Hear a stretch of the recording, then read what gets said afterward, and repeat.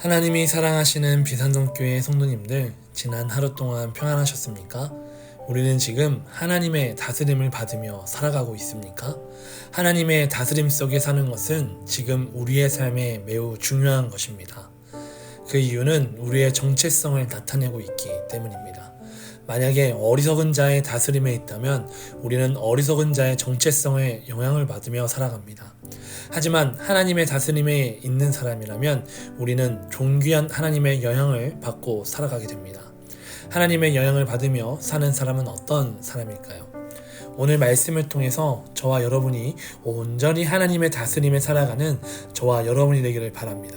그래서 하나님이 우리를 어떻게 존귀하게 세우시는지 함께 나누도록 하겠습니다. 기도하겠습니다. 사랑이 많으시고 자비로우신 하나님 아버지, 감사합니다. 오늘도 주의 말씀을 통해 하나님의 다스림 속에서 살아가고 있습니다. 하나님의 존귀한 사람으로서 세상을 살아가게 하여 주시고, 오늘의 말씀을 통해 지금 나는 하나님의 영향을 받으며 살아가고 있는지 깨닫게 하여 주시옵소서. 하나님의 존귀하심이 오늘도 나를 존귀한 삶을 살게 하십니다. 그러니 더욱 하나님의 영향을 받아 살아가게 하여 주옵소서. 감사드리며 살아계신 우리 주 예수 그리스도의 이름으로 기도드립니다. 아멘. 오늘 우리에게 주시는 하나님의 말씀은 이사야 32장 1절에서 8절까지의 말씀입니다. 하나님의 말씀을 함께 읽겠습니다. 보라, 장차 한 왕이 공의로 통치할 것이요 방백들이 정의로 다스릴 것이며, 또 그 사람은 광풍을 피하는 곳, 폭우를 가리는 곳 같을 것이며, 마른 땅의 냇물 같을 것이며, 곤비한 땅의 큰 바위 그늘 같으리니, 보는 자의 눈이 감기지 아니할 것이요 듣는 자가 귀를 기울일 것이며, 조급한 자의 마음이 지식을 깨닫고 어눌한 자의 혀가 민첩하여 말을 분명히 할 것이라. 어리석은 자를 다시 존귀하다 부르지 아니하겠고 우둔한 자를 다시 존귀한 자라 말하지 아니하리니, 이는 어리석은 자는 어리석은 것을 말하며 그 마음에 불의를 품어 간사를 행하며 패역한 말로 여호와를 거스르며 줄인 자의 속을 비게 하며 목마른 자에게서 마실 것을 없어지게 함이며, 악한 자는 그 그릇이 악하여 악한 계획을 세워 거짓말로 가련한 자를 멸하며, 가난한 자가 말을 바르게 할지라도 그리함이거니와, 존귀한 자는 존귀한 일을 계획하나니 그는 항상 존귀한 일에 서리라. 아멘.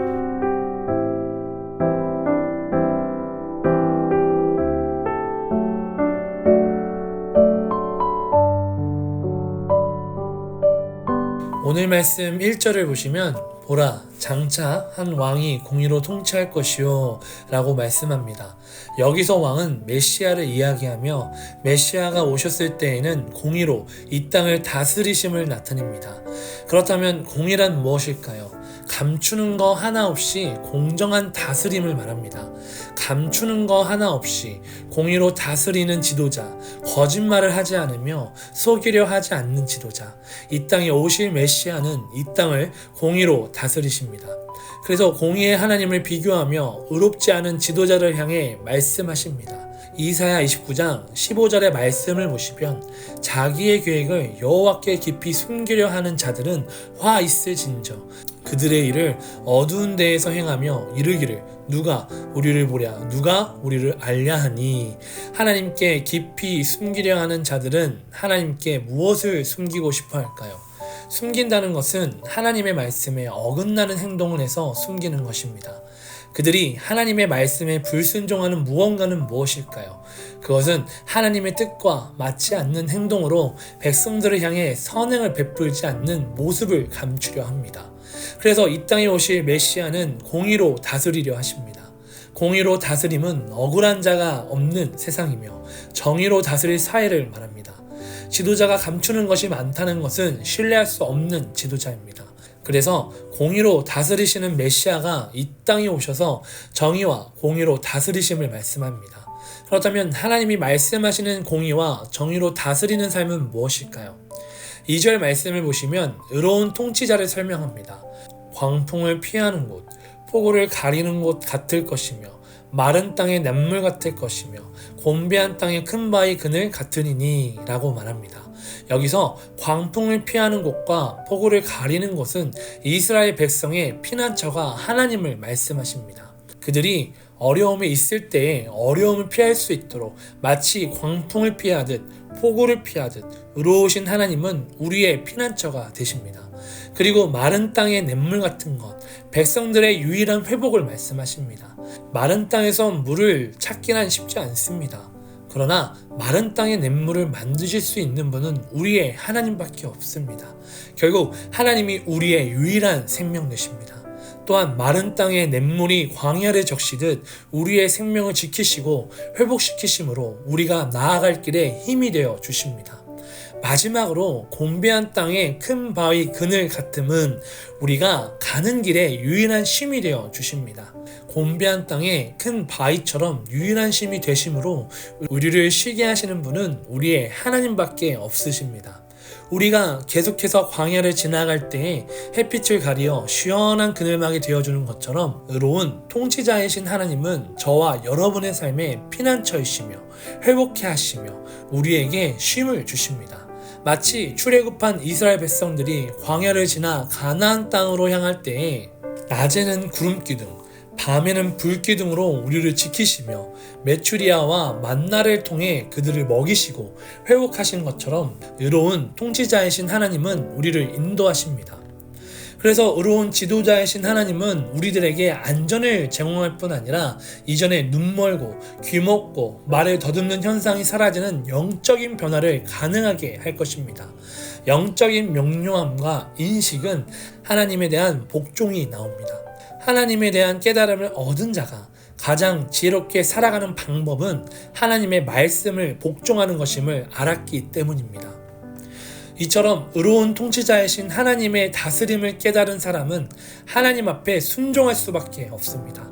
그분의 다스림은 우리를 피난처로 인도하며 우리를 성장시키십니다. 또한 하나님이 통치하는 나라는 공의로 다스리시기에 억울한 사람이 하나도 없으며 악한 자로부터 우리를 지키십니다. 그리고 하나님의 다스리심은 우리의 눈과 귀와 마음이 하나님을 더욱 향하게 합니다. 그래서 우리는 하나님께 순종할 수밖에 없습니다. 지금 저와 여러분의 삶에 의로운 왕이신 하나님께 순종하며 살아가고 계십니까? 하나님의 말씀은 지금 우리의 삶의 피난처가 되어 주십니다. 하나님의 피난처는 우리의 쉼이 되어주며 하나님의 말씀은 우리의 지친 몸과 마음을 회복하게 하십니다. 그러니 어리석은 자의 다스림이 아닌 온전히 공의로 다스리시는 하나님의 나라에 함께 살아가기를 소망합니다.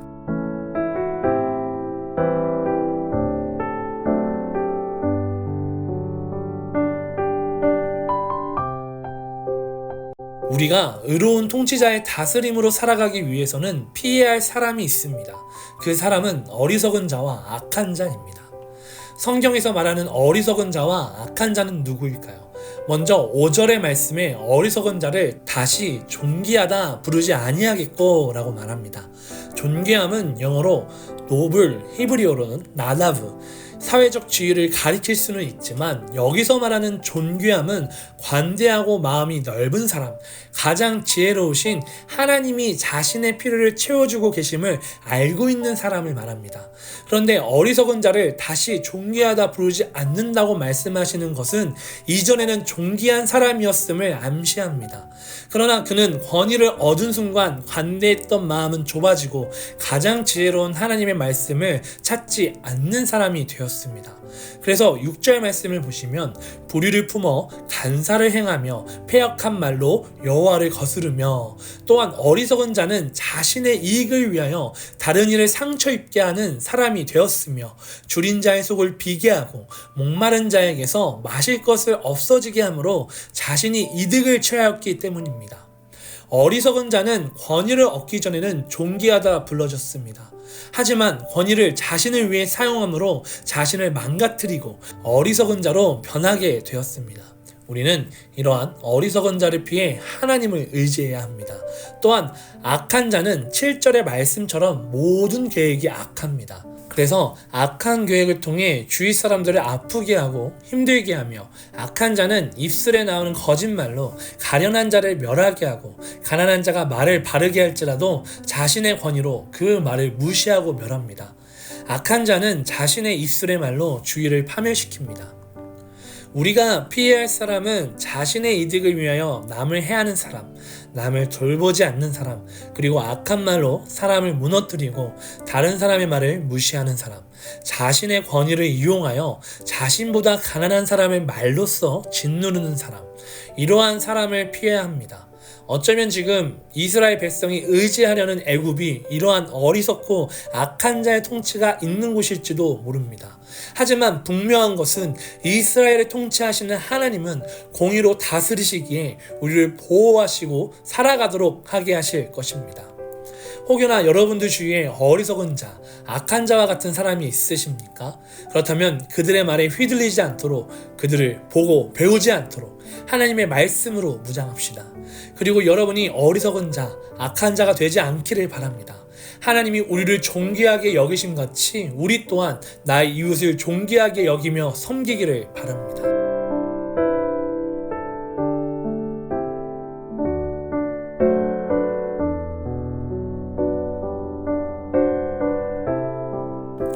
우리의 눈과 귀, 지식과 혀가 변화되는 것은 하나님의 말씀을 통해 변화된 증표입니다. 하나님께서 우리를 존귀한 자로 여기신 것입니다. 우리를 존귀하게 여기시는 하나님은 존귀한 자에 맞도록 우리를 사용하십니다.